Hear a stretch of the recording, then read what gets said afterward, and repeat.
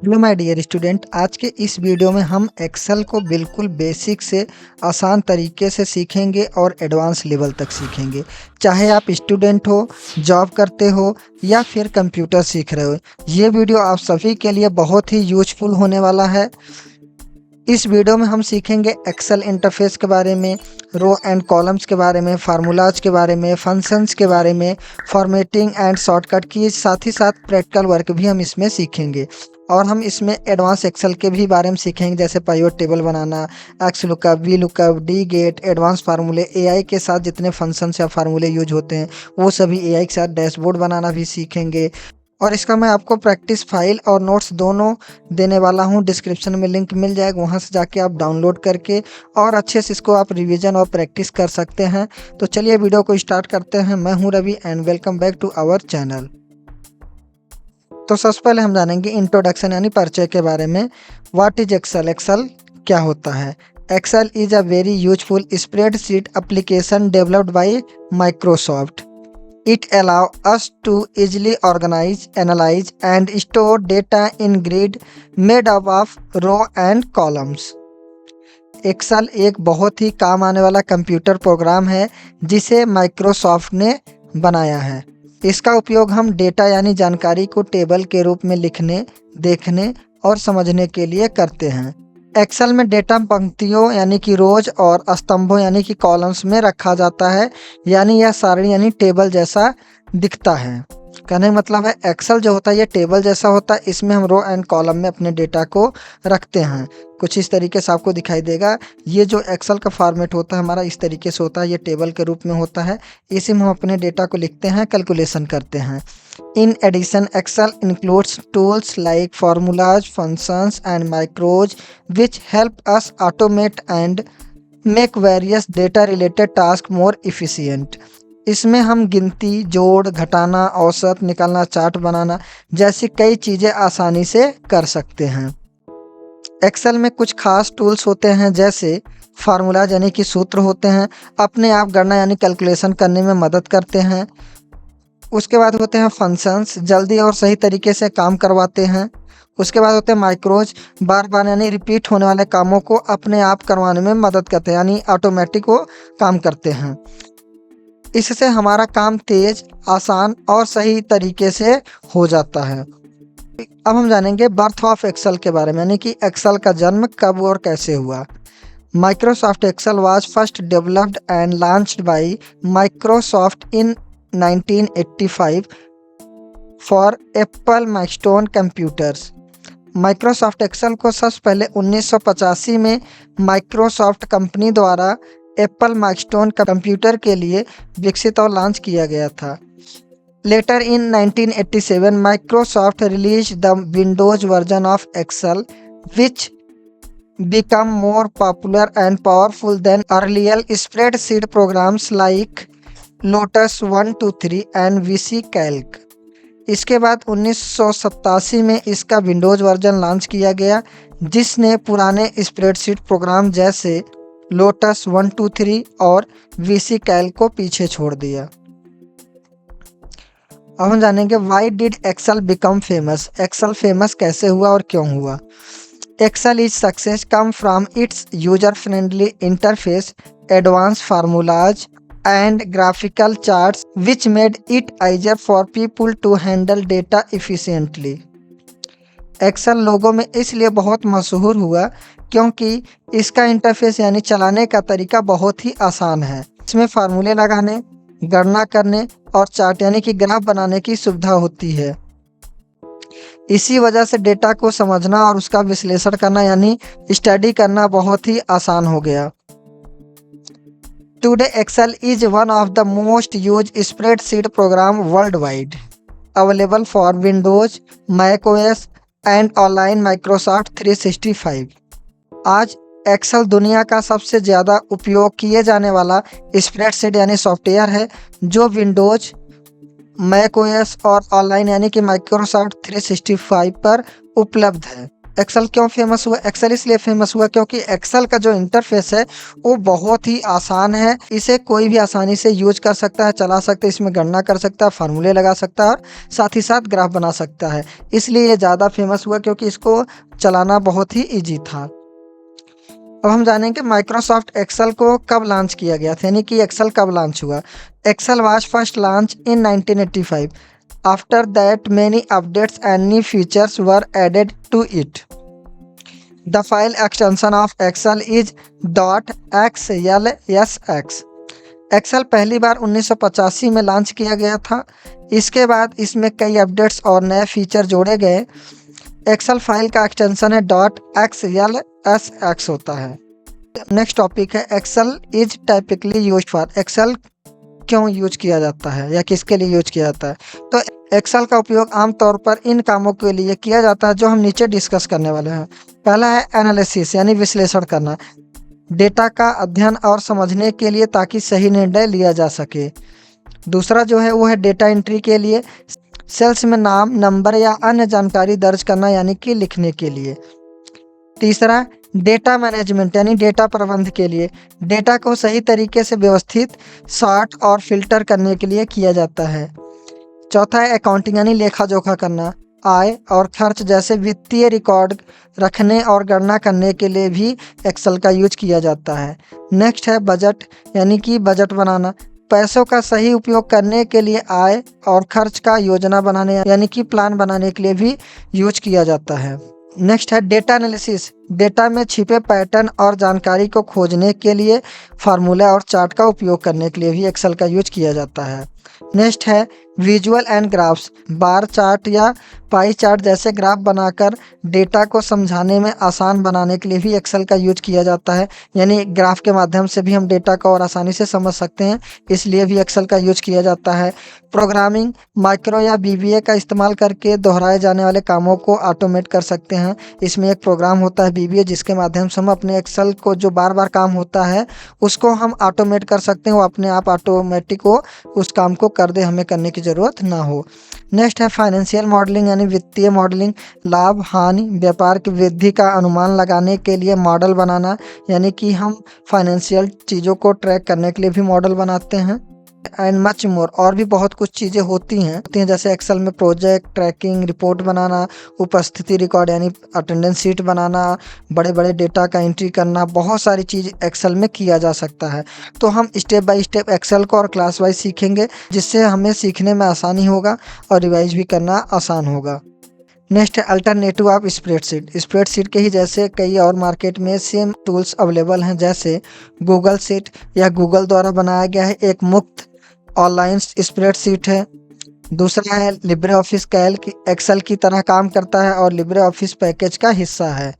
Next है Apple numbers, यह Mac और आईफोन उपयोगकर्ताओं के लिए यानी यूजर के लिए बनाया गया स्प्रेडशीट सॉफ्टवेयर है। नेक्स्ट है जोहो शीट, यह एक ऑनलाइन स्प्रेडशीट टूल है जिसमें टीम एक साथ काम कर सकती है।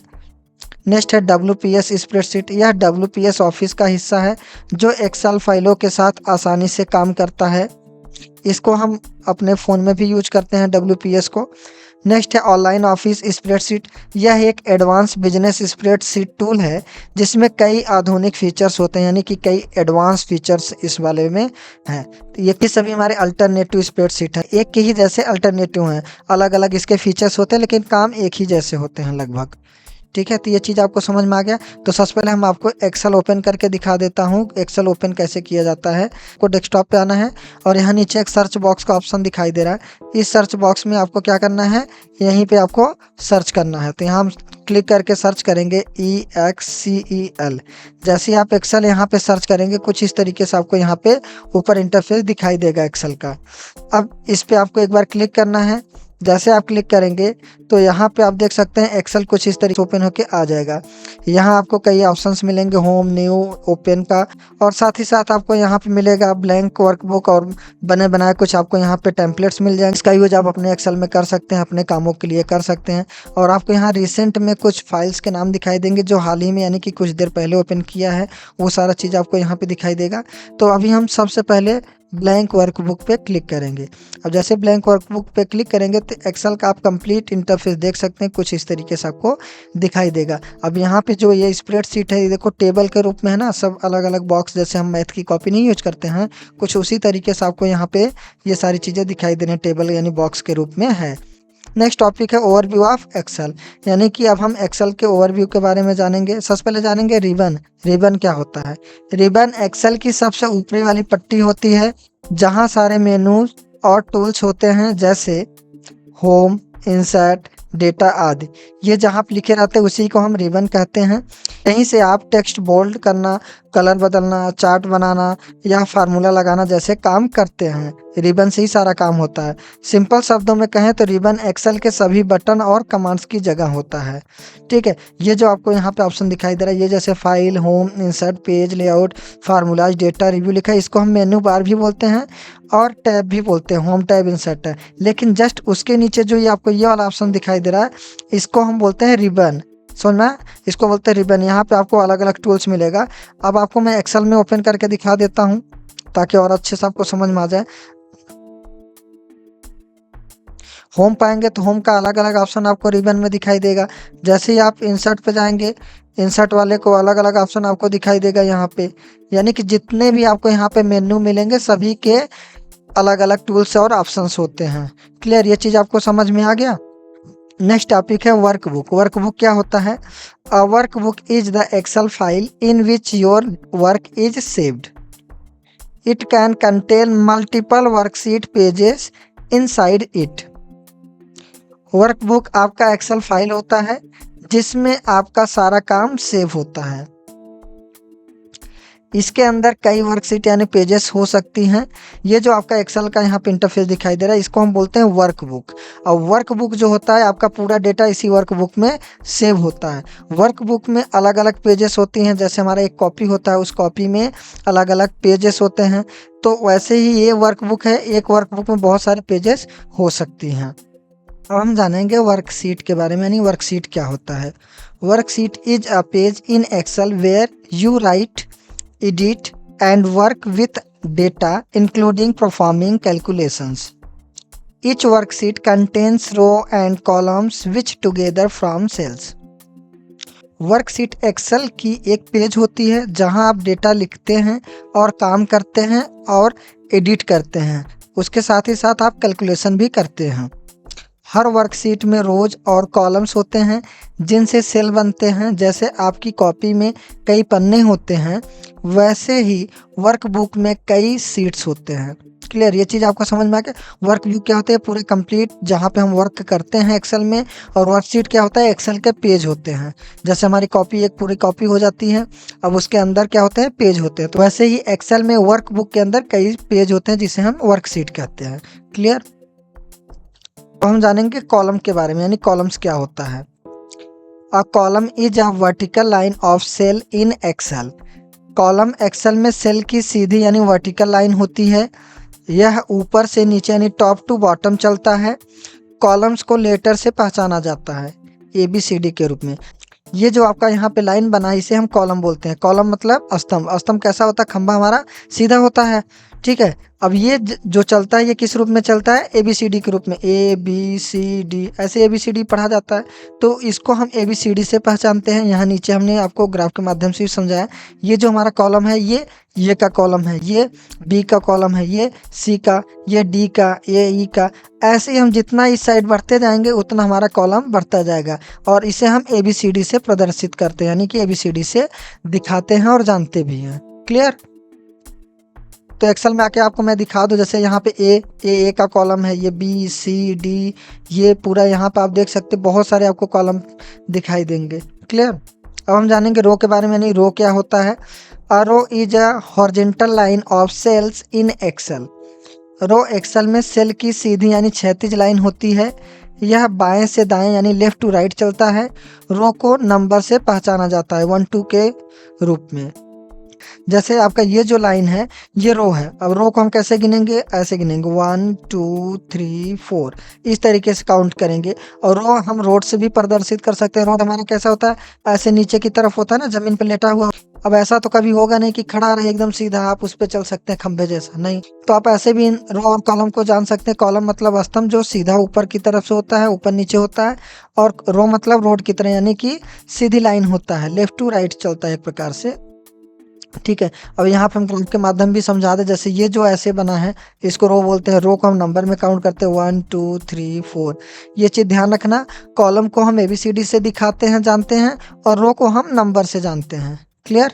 आपको एक्सेल में भी दिखा देता हूँ कुछ इस तरीके से। ये देखो, ये जो है इसको रो बोलते हैं, रो 1 2 के रूप में है, 1 2 3। ये जो चीज़ है ये रो है, और ये जो चीज़ है इसको कॉलम बोलते हैं। क्लियर, ये ऑप्शन क्लियर हो गया। अब हम जानेंगे सेल के बारे में, यानी सेल क्या होता है। A cell is the small box where a row and column meet. Cell वह छोटा बॉक्स होता है जहां रो और कॉलम मिलते हैं।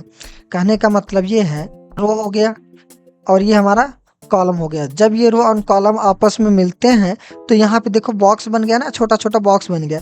ये जो बॉक्स है इन्हीं को हम क्या बोलते हैं, सेल बोलते हैं। और आप यहाँ पे भी देख सकते हैं ये क्या है, सेल है, ये क्या है, सेल है। ये जो छोटे छोटे बॉक्स हैं इसे सेल बोलते हैं। एक्सेल में आने के बाद आप यहाँ भी देख सकते हैं, ये देखिए आप यहाँ पे छोटा छोटा बॉक्स दिखाई दे रहा ना, ये जो बॉक्स दिखाई दे रहा है ग्रीन ग्रुप में बना है, ये सेल है ना। अलग अलग आपको यहाँ पे बॉक्स दिखाई देगा, तो इसे हम क्या बोलते हैं, सेल बोलते हैं। तो रो एंड कॉलम से मिलकर बना होता है उसे हम सेल कहते हैं। क्लियर। अब हम जानेंगे एक्टिव सेल के बारे में। एक्टिव सेल क्या होता है। This is the currently selected cell outline by a green box. Active cell वह सेल होता है जिसमें हम अभी काम कर रहे होते हैं। यह हरे यानी ग्रीन बॉक्स से घिरा होता है ताकि पता चले कौन सा सेल चुना गया है। एक्टिव सेल क्या होता है, जब हम एक्सेल ओपन करते हैं तो वहाँ पे एक ऐसा ग्रीन बॉक्स बना हुआ होता है, उसी को हम एक्टिव सेल कहते हैं, जिसमें हम वर्क करने वाले होते हैं।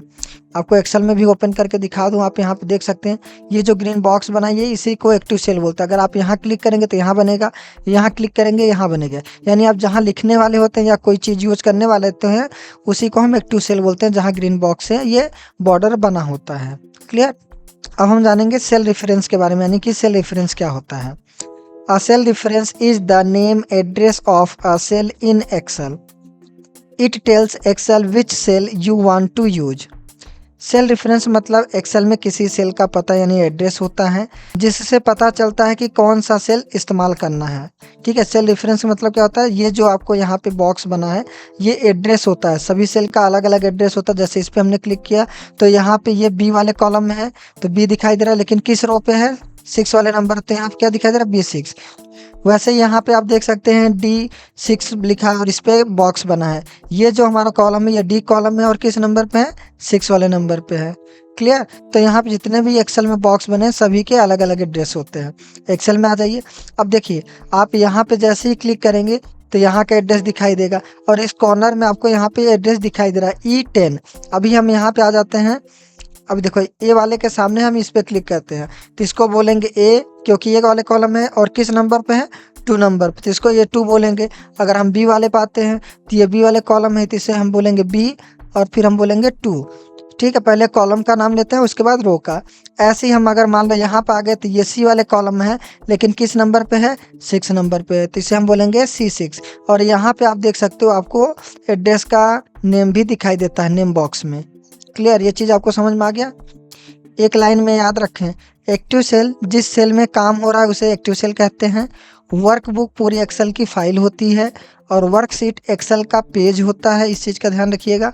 और वर्कशीट टैब नीचे दिखने वाले सीट के नाम होते हैं। यहाँ पे आपको दिखा दूँ, ये जो सीट 1 है ये वर्कशीट का नाम। अगर हम यहाँ पे 2 बार क्लिक करें और कोई भी नाम रख दें, मान लो हमने यहाँ पे लिख दिया रवि और इंटर किया तो आप देख सकते हैं ये सीट का नाम हो गया। और मुझे दूसरा सीट लेना है तो यहाँ प्लस वाले आइकन पे एक बार क्लिक करेंगे तो आप देख सकते हैं दूसरा सीट आ गया। तो ये भी ऑप्शन आपको समझ में आ गया होगा।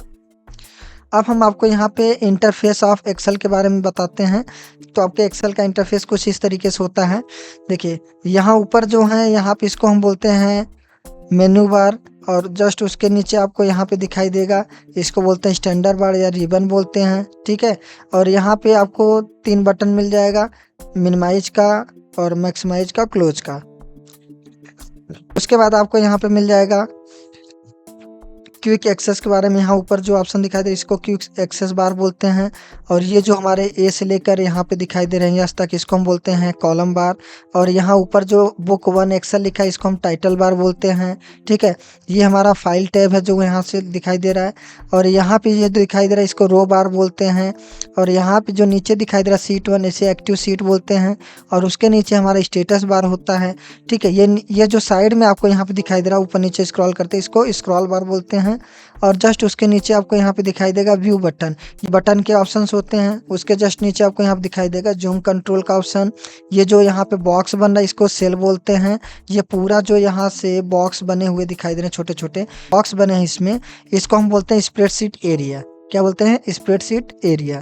तो ये चीज़ें आपको समझ में आ गया। हम आपको एक्सेल में ओपन करके दिखा देते हैं ताकि और अच्छे से आपको समझ में आ जाए। इसको थोड़ा सा हम जूम कर लेते हैं एक्सेल को और होम टैब पे क्लिक करते हैं। होम टैब पे अब देखो यहाँ जो आपको ऑप्शन दिखाई दे रहे हैं ऊपर के साइड, थोड़ा सा मैं आपको जूम करके दिखा दूं ताकि और अच्छे से आपको समझ में आए। ये जो ऑप्शंस होते हैं इसको हम बोलते हैं क्विक एक्सेस। क्या बोलते हैं? Quick access. और यहाँ पे जो बुक 1 एक्सेल दिया इसको हम टाइटल बोलते हैं। क्या बोलते हैं? टाइटल। और जस्ट उसके नीचे यहाँ पे जो फाइल होम इंसर्ट दिया है इनको हम मेनू बार बोलते हैं या फिर टैब बोलते हैं। क्या बोलते हैं? मेनू बार या फिर टैब, जैसे home tab, insert tab, draw. और जस्ट उसके नीचे जो यहाँ पे लंबी सी पट्टी दिखाई दे रही है इसको हम बोलते हैं रिबन। क्या बोलते हैं? रिबन। और जस्ट इसके ऊपर आएंगे यहाँ आप देख सकते हैं यहाँ इसका जो ऑप्शन माइनस वाला दिखाई दे रहा है इसको मिनिमाइज बोलते हैं। और यहाँ मैक्सिमाइज का ऑप्शन मिल जाएगा और क्लोज का ऑप्शन मिल जाएगा, यानी क्लोज का बटन मिल जाएगा। यहाँ 3 बटन मिलते हैं, इस चीज़ का ध्यान रखिएगा। और जस्ट उसके नीचे आएंगे यहाँ पे इसे हम नेम बॉक्स बोलते हैं। क्या बोलते हैं? Name box. जो सेल एड्रेस सेलेक्ट रहेगा वही यहाँ पे दिखाता है। और ये होता है फंक्शन बार यानी कि फार्मूला बार जहाँ हम फार्मूला यूज करते हैं। क्लियर? और ये जो ABCD के रूप में है इसे हम कॉलम बोलते हैं। और यहाँ पे जो ये सब दिखाई दे रहे 1 2 3 से हम रो बोलते हैं। ये चीज़ आपको समझ में आ गया? चलो और नीचे आते हैं। यहाँ पे जो स्क्रॉल करने का इसको हम बोलते हैं साइड स्क्रॉल बार। और नीचे की साइड आएंगे जो स्क्रॉल करने के दिया है ये हॉरिजॉन्टल स्क्रॉल बार होता है, ये वर्टिकल स्क्रॉल बार होता है। जस्ट उसके बगल आपको जूम इन जूम आउट करने का ऑप्शन मिल जाएगा। और यहाँ पे आपको 3 बटन मिलेगा, एक नॉर्मल होता है, पेज लेआउट और पेज ब्रेक प्रीव्यू। ये चीज़ आपको समझ में आ गया। जस्ट उसके बगल आएंगे तो यहाँ पे आपको सीट का नाम दिखाई देगा, सीट 1 सीट 2। यहाँ पे प्लस वाले क्लिक करेंगे तो आप दूसरा सीट ले सकते हैं। और जस्ट उसके नीचे आपको यहाँ पे स्टेटस बार दिखाई देगा। तो ये सारे ऑप्शंस आपको समझ में आ गए। नेक्स्ट टॉपिक है in Microsoft Excel the number of cells column and rows. अब हम जानेंगे कि एक्सेल में कितने रोज होते हैं, कितने कॉलम्स होते हैं और कितने सेल्स होते हैं। तो सबसे पहले हम जानेंगे रो के बारे में यानी पत्तियों के बारे में। एक्सेल में टोटल 10,48,576 रो होते हैं। इसको निकालने के लिए आप ये रोज का फार्मूला यूज कर सकते हैं, equal rows A column A bracket close करके इंटर करेंगे तो आपका यहाँ पे रो का नंबर आ जाएगा। ठीक है, नेक्स्ट है कॉलम यानी स्तंभ की संख्या कितना होता है? 16,384। कितना होता है? 16,384 कॉलम्स होते हैं। और इसका लेबल्ड जो होता है वो होता है A2XFD। इस चीज़ का ध्यान रखिएगा, A2XFD ये ज़्यादातर क्वेश्चन पूछा जाता है एग्जाम में। क्लियर? अब जो कॉलम को आपको निकालना है, कॉलम की संख्या निकालना है तो आप यहाँ एक्सेल में फार्मूला लगाएं इक्वल कॉलम्स 1 कॉलम 1। ठीक है, इंटर करेंगे ब्रैकेट क्लोज करके तो आपका यहाँ पे कॉलम की संख्या निकल के आ जाएगा। नेक्स्ट है टोटल सेल यानी टोटल सेल कितना होता है? The total number of cell in a worksheet is the product of the number of row and columns. Excel में कुल कितने सेल हैं यह निकालने के लिए रो का और कॉलम का हम मल्टीप्लाई करते हैं, यानी रो की संख्या और कॉलम की संख्या को गुणा करेंगे तो हमारा टोटल सेल निकल के आ जाएगा। 10,48,576 रोज को गुणा करना है 16,384 कॉलम में, तो टोटल सेल का नंबर निकल के आ जाएगा। 17 अरब से भी ज़्यादा सेल होते हैं एक्सेल में। क्लियर? ये सारी चीज़ आपको समझ में आ गया। If you want to go to last column and last row so press control key and hold it then press navigation arrow key like left right up down. तो चलो हम आपको एक्सेल में ये सारे फार्मूले के माध्यम से निकाल के दिखाता हूँ कितने रो होते हैं, कितने कॉलम होते हैं, कैसे हम लास्ट वाले सेल और लास्ट वाले कॉलम पे जा सकते हैं। क्लियर? तो सबसे पहले हम एक्सेल में आ गए। यहाँ रो निकालना, रो कितना होता है? 10,48,576। इसको निकालने के लिए यहाँ हम फार्मूला लगाएंगे रोज का, ROWS रोज, ब्रैकेट ऑन करेंगे, शिफ्ट के साथ 9 नंबर दबाएंगे। उसके बाद यहाँ लिखेंगे A, फिर शिफ्ट के साथ कॉलम लगाएंगे, फिर A लिखेंगे, ब्रैकेट क्लोज करेंगे, शिफ्ट के साथ 0 दबाएंगे और इंटर करेंगे तो आप देख सकते हैं यहाँ पे टोटल रो का संख्या निकल के आ गया। अब मुझे निकालना है कॉलम की संख्या। यहाँ पे लिखूंगा इक्वल। देखो कोई भी फार्मूला यूज करने से पहले आपको इक्वल यानी बराबर का चिन्ह लगाना ही पड़ेगा, इस चीज़ का ध्यान रखिएगा। यहाँ लिखेंगे column COLUMNS columns, bracket on करेंगे, शिफ्ट के साथ 9 नंबर दबाएंगे, फिर यहाँ पे लिखेंगे 1 कॉलम 1, फिर शिफ्ट के साथ 0 बटन दबाएंगे तो स्क्वायर ब्रैकेट क्लोज हो जाएगा। अब इंटर करेंगे तो आप देख सकते हैं यहाँ पे टोटल सेल की संख्या निकल के आ गया। ठीक है, 16,384 होते हैं। अब हमें सेल की संख्या निकालना है। किसका निकालना है? सेल का। रो एंड कॉलम का निकाल लिया। सेल का जो संख्या है उसको हम कैसे निकालेंगे? तो इन दोनों को हम मल्टीप्लाई करा देंगे आपस में, तो टोटल हमारा सेल निकल के आ जाएगा। उसके लिए हम लिखेंगे इक्वल, इसको सेलेक्ट करेंगे और यहाँ पे मल्टीप्लाई का एटरिस्ट का सिंबल लगाएंगे और इसको सेलेक्ट करेंगे और इंटर करेंगे तो आप देख सकते हैं यहाँ पे 17 अरब से भी ज़्यादा संख्या होती है जो कि निकल के आ गया। क्लियर? अब हम जानेंगे रेंज के बारे में। A group of cell is called the range. In a range space are not allowed and cell reference is not same. जब कई सेल को एक साथ चुना यानी कि सेलेक्ट किया जाता है तो उसे रेंज कहते हैं।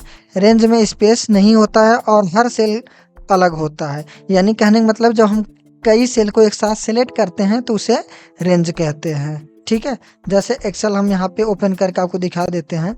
ये ओपन है एक्सेल, हम थोड़ा साइड में आ जाते हैं। अब जैसे मैं यहाँ से लेकर यहाँ तक सेल को सिलेक्ट किया, अब ये रेंज कहलाएगा। क्या कहलाएगा? रेंज। चाहे मैं ऐसे सेलेक्ट करूँ या फिर मैं ऐसे सेलेक्ट करूँ या फिर मैं ऐसे करूं। यानी कि जब मैं एक सेल से अधिक सेलों को सिलेक्ट करते हैं, यानी कि 2 या 2 से अधिक सेलों को जब सिलेक्ट करते हैं तो उसे रेंज कहा जाता है। ठीक है, अब यहाँ पर आप देख सकते हैं इसका जो सेल रेफरेंस है अलग है, इसका जो है अलग है और इसका जो है अलग है। तो रेफरेंस हमारा सेम नहीं होता और इन दोनों के बीच में स्पेस नहीं होता। तो जब हम कई सेल को एक साथ सेलेक्ट करते हैं उसे रेंज कहते हैं। क्लियर? नेक्स्ट है बिल्ट इन लिस्ट। एक्सेल में कुछ लिस्ट पहले से बनी होती हैं जिन्हें बिल्ट इन लिस्ट कहते हैं। ये लिस्ट टाइपिंग और ऑटो फिल को आसान बनाती हैं। जैसे पहला है डेज यानी दिनों का नाम, संडे, मंडे, ट्यूसडे, या फिर हम 3 कैरेक्टर का भी लिखते हैं शॉर्ट में, संडे, मंडे, ट्यूसडे। बस आपको क्या लिखना है? M1। अगर आपको शॉर्ट में लिखना है तो आपको 3 वर्ड लिखना है, MON लिखो और ड्रैग करो, पूरी लिस्ट अपने आप बन जाएगी। आपको उस सेल में क्या लिखना है? संडे या मंडे 3 वर्ड का लिखना है और ड्रैग करना है। जैसे ड्रैग करेंगे तो आप यहाँ पे देख सकते हैं पूरा 7 दिन का नाम लिख के आ जाएगा। अगर आपको पूरे नाम लिखने हैं संडे मंडे का तो आपको क्या लिखना है? एक बार आप संडे लिख लीजिए या किसी भी डेज का नाम लिख के और यहाँ पर ड्रैग करेंगे तो 7 दिन का नाम ऑटोमेटिक आ जाएगा। चलो इसको हम आपको एक्सेल में प्रैक्टिकल के साथ दिखाता हूँ। आप यहाँ देख सकते हैं डेज का नाम दिया है यानी दिनों का नाम निकालेंगे। तो यहाँ पर हम लिखेंगे MON, 3 कैरेक्टर लिखे और साइड में आएंगे। देखो अभी हमारा जो आइकन है यहाँ पे प्लस वाला जो आइकन है देख सकते हैं मोटे में है और वाइट में, लेकिन जैसे हम यहाँ कॉर्नर पे लाएंगे और यहाँ पे आप कॉर्नर पे लाओगे तो आप देख सकते हो आपका जो कर्सर का पॉइंट है वो ब्लैक में हो गया है और गाढ़े में है, यानी कि ब्लैक में, प्योर ब्लैक में है। अब आपको माउस बटन यहाँ पे दबा के नीचे की तरफ ऐसे ड्रैग करना है। जैसे ड्रैग करेंगे आप देख सकते हैं यहाँ पे 3 कैरेक्टर में संडे मंडे यानी दिनों के नाम लिख के आ जाएंगे। अगर आपको पूरा नाम लिखना है तो आप यहाँ लिखिए संडे या मंडे, जो भी आप लिखना चाहते हैं। तो यहाँ हम टाइप करते हैं संडे, SUNDAY, संडे लिखे और यहाँ साइड में आएंगे। अब हम देखो आप कभी कभी अभी नए नए हो तो आपसे गलती होगा, आप कभी कभी क्या करोगे? यहीं से खींचने की कोशिश करोगे या फिर आप ऐसे करोगे, नहीं आएगा। तो आपको ध्यान रखना है ये जो आपका पॉइंट है, ये जो प्लस वाला पॉइंट दिखाई दे रहा है व्हाइट कलर में, ये अभी बड़ा में है, बोल्ड में है, लेकिन जैसे आप यहाँ किनारे पे लाएंगे कॉर्नर पे ये ब्लैक में हो जाएगा। अब जैसे ब्लैक में हो जाएगा तो आपको यहीं पे माउस बटन को दबा के नीचे की तरफ खींच कर छोड़ देना है। जैसे आप छोड़ेंगे आप देख सकते हैं यहाँ पे पूरा डेज का नाम लिख के आ गया। क्लियर? ये ऑप्शन आपको समझ में आ गया? नेक्स्ट जो ऑप्शन है वो महीनों के नाम के लिए होता है, यानी मंथ नेम निकालने के। जैसे आप जनवरी, फरवरी, मार्च निकाल सकते हैं या फिर आप शॉर्ट में लिखना चाहते हैं जैन, फेब, मार्च, इस तरीके से भी लिख के आप निकाल सकते हैं, यानी शॉर्ट और फुल दोनों में निकाल सकते हैं। तो लिखना है सेल में जैन, लिख कर ड्रैग करने पर पूरा साल यानी बन जाता है, पूरे साल का नाम आ जाता है। तो जैसे यहाँ लिखा हमने जैन और यहाँ ये प्लस वाले आइकन पे जो ब्लैक वाला है ये जब आएगा इसको दबा कर नीचे की तरफ ला के छोड़ेंगे तो आप देख सकते हैं यहाँ पे 12 महीनों का नाम लिख के आ गया। अगर आपको पूरा नाम लिखना है तो आपको यहाँ पे सेल में पूरा नाम लिखना होगा। फिर ये जब ब्लैक वाला पॉइंट आएगा मोटा वाला, फिर इसको नीचे की तरफ ड्रैग करना है। इस तरीके से करेंगे तो आपका यहाँ पे जनवरी फरवरी भी निकल के आ जाएगा। तो आइए इसका हम प्रैक्टिकल करके देखते हैं। यहाँ महीनों का नाम निकालना है, लेकिन सबसे पहले हम शॉर्ट में निकालेंगे। तो यहाँ लिखेंगे जैन, JAN, जैन लिखा। अब यहाँ पे आएंगे, आप देख सकते हैं अभी हमारा जो कर्सर है वो मोटे में है, वाइट में है, लेकिन जैसे इसके पास लाएंगे यहाँ कॉर्नर पे किनारे पे, तो अब ये हमारा जो कर्सर का कलर है वो ब्लैक में हो गया। अब इसको हम यहाँ से माउस दबाएंगे और नीचे की तरफ लाएंगे, और जैसे ला के छोड़ेंगे आप देख सकते हैं यहाँ पे शॉर्ट में मंथ का नाम आ गया। ठीक है, अगर आपको पूरा मंथ का नाम लिखना है तो आपको यहाँ पे पूरे महीने का नाम लिखना पड़ेगा। जैसे मान लो यहाँ पर हमने लिखा जनवरी, जनवरी। अच्छा, अगर मान के चलो मैं इंटर कर देता हूँ, मैं एक बार यहाँ इंटर के नीचे आ गया, तो फिर से मुझे इस सेल पे क्लिक करना होगा। जब क्लिक करेंगे तो ये हमारा सेल एक्टिव हो जाएगा, यानी सिलेक्ट हो जाएगा। ठीक है, अब सिलेक्ट हो गया तो मुझे इसको नीचे की तरफ खींचना है। कभी कभी क्या होता है, आप लोग ना डायरेक्ट यहीं से खींचने लगेंगे ऐसे, आप सोचेंगे मेरे में तो आ ही नहीं रहा है, या फिर कभी कभी आप ऐसे करने लगते हैं इस तरीके से। ये गलत है, आपको ध्यान से करना है। आपको सबसे पहले यहाँ कॉर्नर पे आना है, यानी किनारे पे आना है, और उसके बाद जब आप यहाँ कॉर्नर पे आएंगे तो आप देख सकते हैं अभी हमारा कर्सर कैसा है, वाइट में है, लेकिन जैसे यहाँ कॉर्नर पे आएंगे ब्लैक में हो जाता है। ठीक है, तो यहाँ से आपको दबा के नीचे की तरफ ऐसे खींचना है। आप यहाँ पे देख सकते हैं पूरे मंथ का पूरे कैरेक्टर के साथ आ गया है। क्लियर, ये भी ऑप्शन आपको समझ में आ गया। नेक्स्ट ऑप्शन है डेट सीक्वेंस। अगर हम कोई भी डेट लिखकर नीचे ड्रैग करें तो डेट अपने आप बढ़ती जाएंगी। जैसे मान लो यहाँ पे डेट लिखा, और इसी डेट के बढ़ते हुए क्रम में हमें लिखना है कि जो इसके बाद डेट आएंगे वो सारी नीचे ऑटोमेटिक इंसर्ट हो जाए, तो हम डेट सीक्वेंस लिख के इंसर्ट करते हैं। ठीक है, ये भी लिस्ट बना है। आइए एक्सेल में यहाँ पे हमें लिखना है, मान लो डेट, आज का जो डेट है, आज का जो हमारा वीडियो रिकॉर्ड हो रहा है वो 13 तारीख 6वां महीना 2026 में रिकॉर्ड हो रहा है। ठीक है बेटा, अब मैं यहाँ पे इंटर करता हूँ तो नीचे वाले सेल में आ गए। अब मैं यहाँ पे फिर से एक बार सेल पे क्लिक करूँगा बीच में, आप चाहे यहाँ कहीं भी बीच में एक बार आप क्लिक करिएगा तो ये सेल हमारा सेलेक्ट हो गया। अब इसको हम क्या करेंगे, यहाँ कॉर्नर पाएंगे, देखो हमारा जो ये कर्सर का आइकन फिर प्लस वाला हो गया, ब्लैक में है ना। अब इसको दबा के आप नीचे की तरफ लाएंगे तो हमारे ये डेट सीक्वेंस में देगा। जितना नीचे चाहे हम उतना नीचे ले जा सकते हैं, हम आपको सिर्फ यहीं तक दिखा रहे हैं। ठीक है, अगर आप और नीचे ले जाएंगे तो और नीचे जाएगा, जरूरी नहीं कि हम यहीं तक लेंगे तो यहीं तक आएगा। आप जितना चाहो अपने हिसाब से रख सकते हो। नेक्स्ट है नंबर सीरीज। नंबर लिख के आप नंबर का सीरीज बना सकते हैं। जैसे आपको 1 2 3 में चाहिए तो आप 1 2 लिखिए। इसमें ये चीज़ का ध्यान रखिएगा कि हमें 2 नंबर लिख के फिर सेलेक्ट करके फिर ड्रैग करना होता है। चाहे आप 10 20 का सीरीज बनाइए, इसमें देखो हम यहाँ पे बताए भी हैं 2 नंबर लिख कर ड्रैग करोगे तो सीरीज बन जाएगी। ठीक है, तो ये इसको अभी हम प्रैक्टिकल करते हैं।